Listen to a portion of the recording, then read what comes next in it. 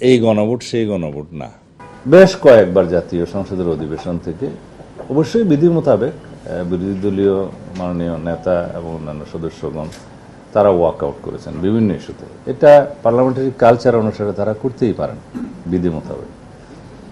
কিন্তু যে সমস্ত ইস্যুতে তারা ওয়াক আউট করেছেন ওখানে কিছু কিছু তথ্য সঠিক ছিল না, ওনারা সঠিকভাবে উপস্থাপন করেনি।